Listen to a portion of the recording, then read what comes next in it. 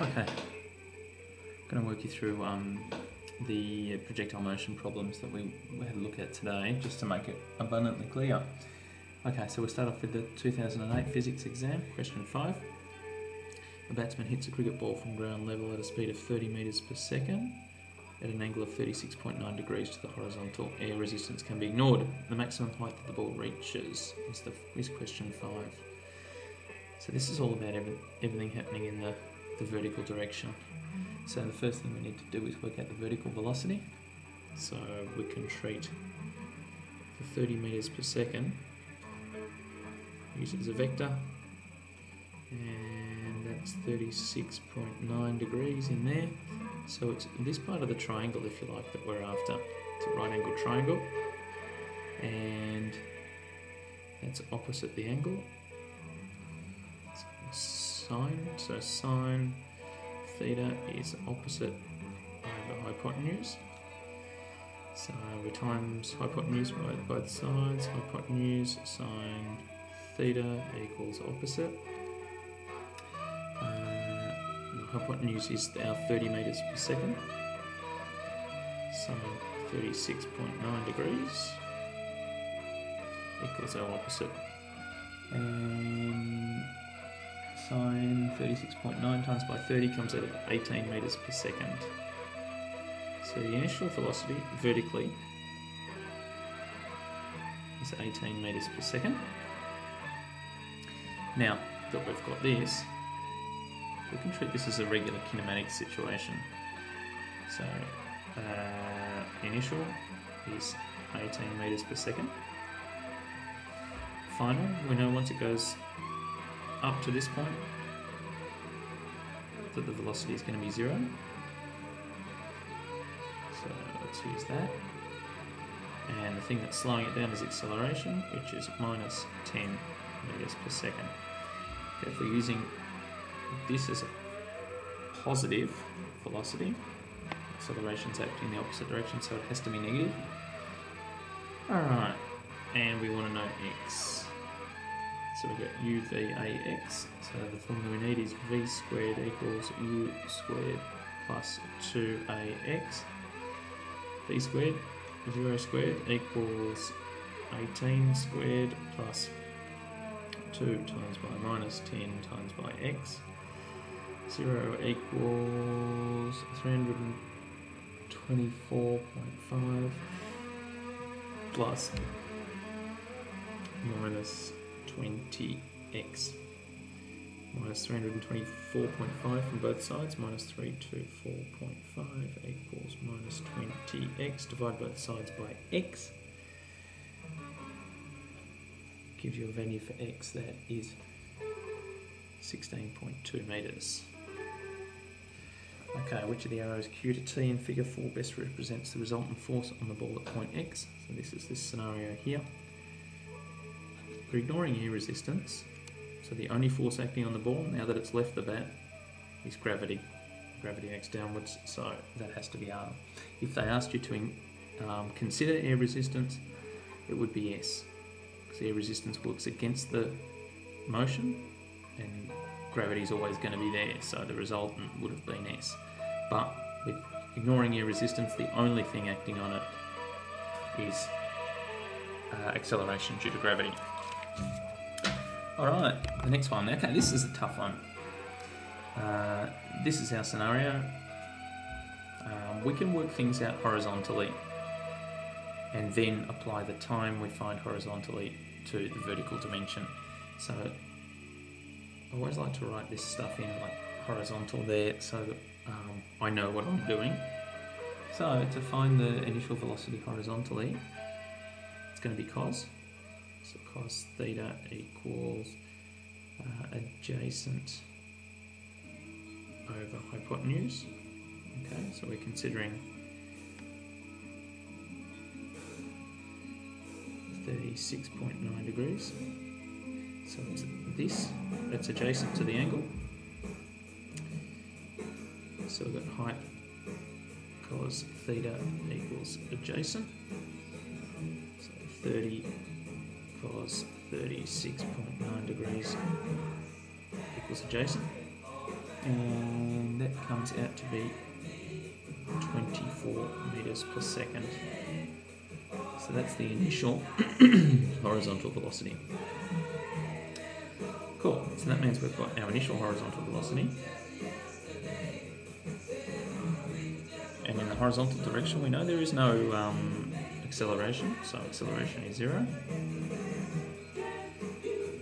And the distance it travels, 72 meters. And we want to know the time. UAXT. So we'll do X equals UT plus half AT squared. 72 equals 24 times T plus a half times by 0 times by T squared. 72 equals 24T. Half times 0 is 0. 0 times anything is 0. So that's what we're left with. Divide both sides by 24. T equals 3 seconds. Alright, this is our connector. Now we get to the business end where, if we consider our vertical direction, we've already worked out the initial vertical velocity over here, which was 18.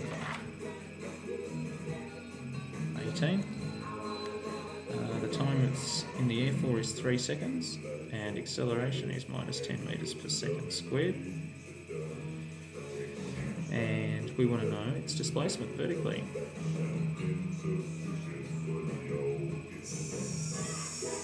So x equals ut plus a half at squared.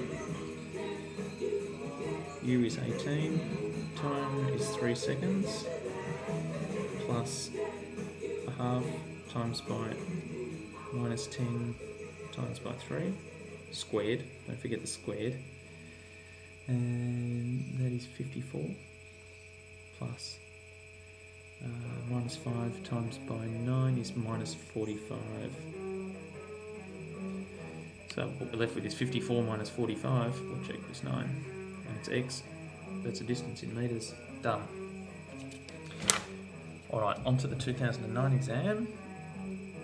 Max hits the ball from the edge of the cliff. The ball has an initial speed of 60 metres per second, angle of 30.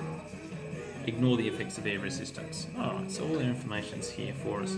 How high above the top of the cliff does the ball rise? Okay, this is the top of the cliff here.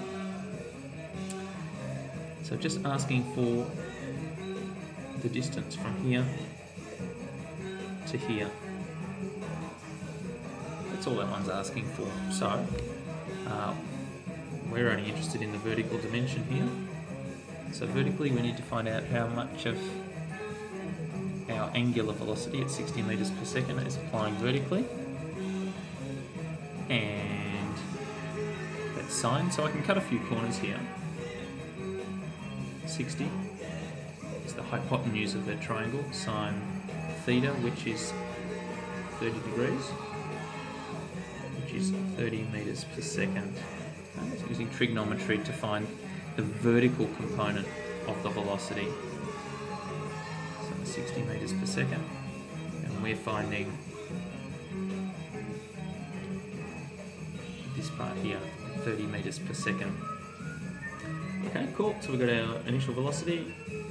Our final velocity at the top is going to be 0 meters per second, and the acceleration is going to be minus 10 meters per second. And how high? That's a distance question.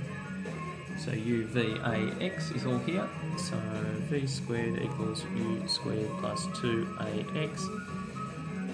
0 squared equals 30 squared plus 2 times by minus 10 times by x.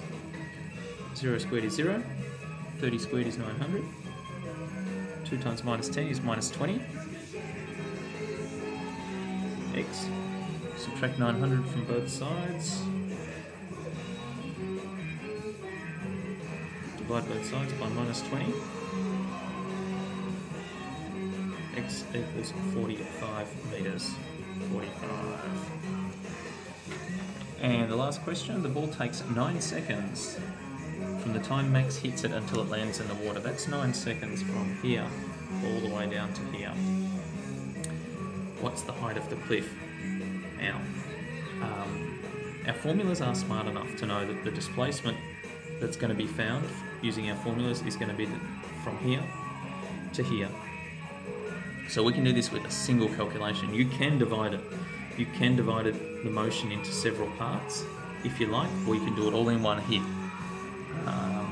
Obviously doing it all in one hit minimises the number of carryover mistakes.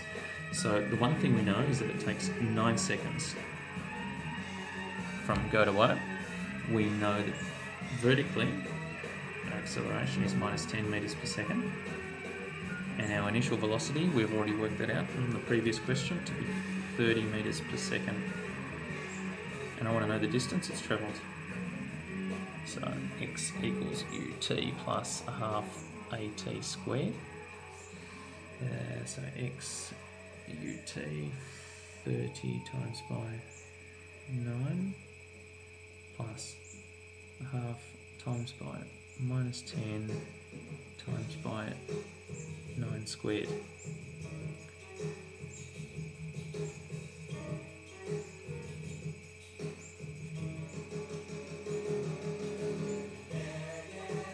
So we end up with numbers here that we can work out. 270 minus 405 is minus 135 meters. Okay, negative. Well, by saying acceleration is negative, acceleration is always acting downwards. So this was our negative. And our initial velocity was 30 meters per second in a positive direction. So we were taking up as positive, down as negative. So what this answer is telling us is that the ball has travelled 135 meters downwards. Okay, that's exactly what we knew it was going to do. So that's right then. We're happy with seeing that negative there, 135 meters downwards. And I know some of you would subtract the height, this 45 meters from that, but like I said, the formulas are smart enough to know that it's the displacement from start point to end point when you put in these numbers. And so that is that.